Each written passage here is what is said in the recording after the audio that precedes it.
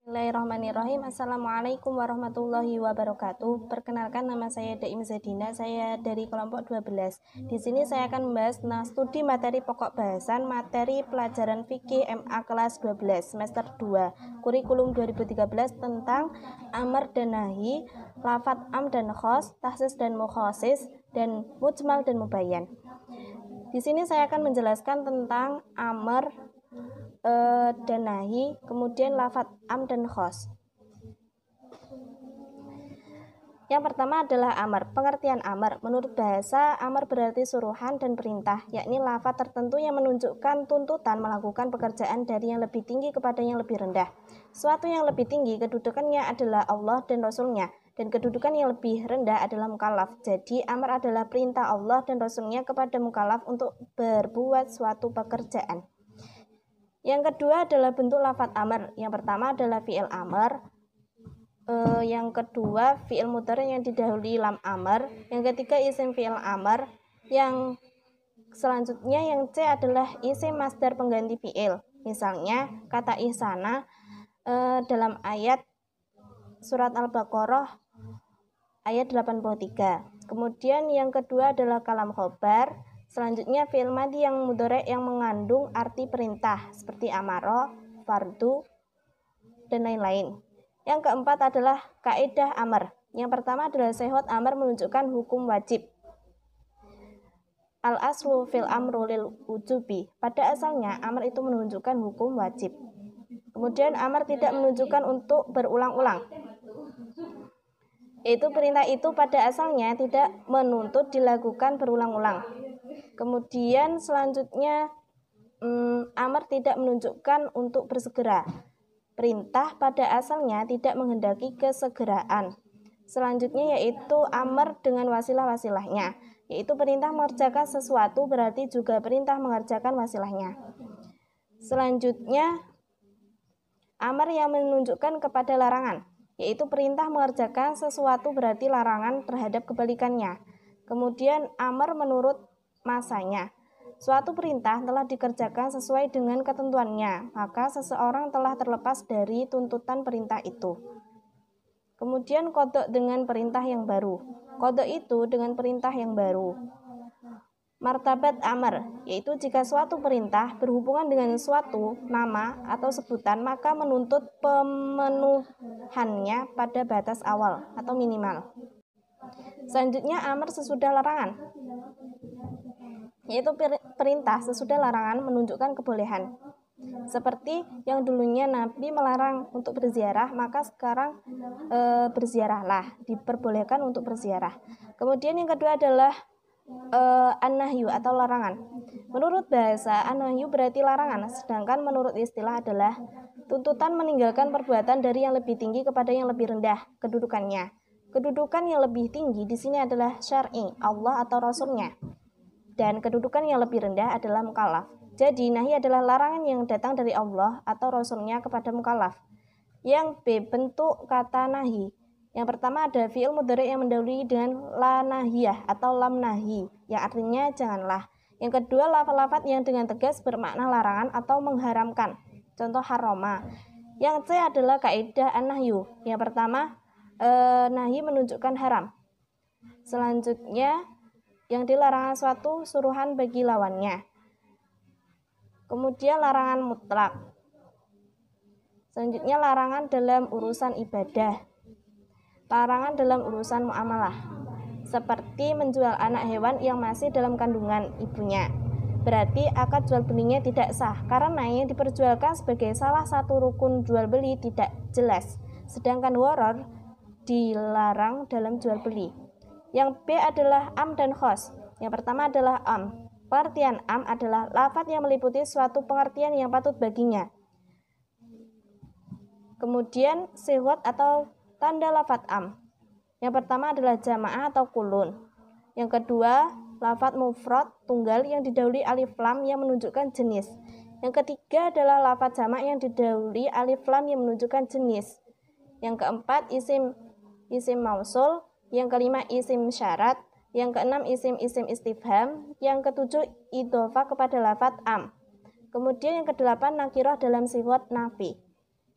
Selanjutnya, macam-macam lafadz am.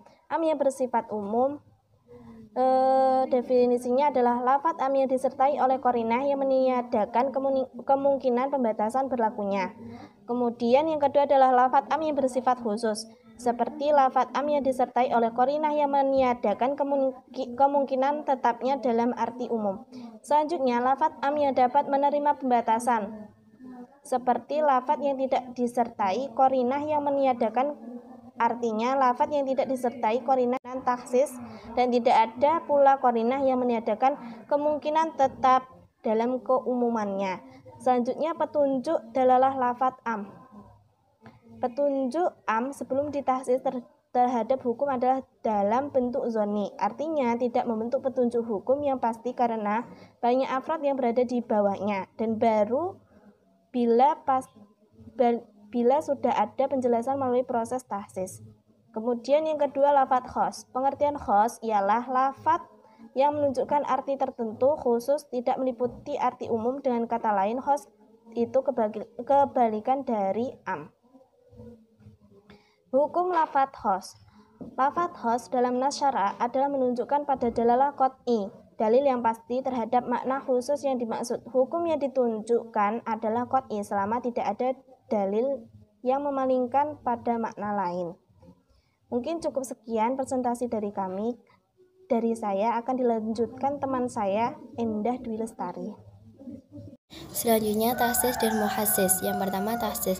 Tahsis menurut bahasa adalah mengkhususkan yang umum, sedangkan menurut istilah adalah membedakan hukum sebagian dari satuan-satuan yang dicakup oleh lafadz am dengan menggunakan muhassis. Ya, di sini jika yang dibedakan atau yang dikecualikan dari hukum itu bukan sebagian akan tetapi keseluruhan, maka tidak disebut dengan tahsis, akan tetapi disebut dengan nasah atau mengganti hukum. Selanjutnya, muhassis. Muhassis adalah dalil yang menjadi dasar atau pegangan untuk diberlakukan bagi pengeluaran pembatasan satuan tersebut. Selanjutnya, perangkat tahsis muhassis dibagi menjadi dua macam. Yang pertama, muhassis mutasil, yang kedua muhassis munfasil. Muhassis mutasil adalah muhassis yang tidak dapat berdiri sendiri, akan tetapi disebutkan bersamaan dengan lafadz am.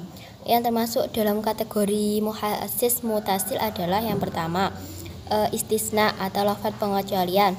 Contohnya, telah datang para ahli fikih kecuali Zaid. Zaid dikeluarkan dari hukum datangnya para ahli fikih.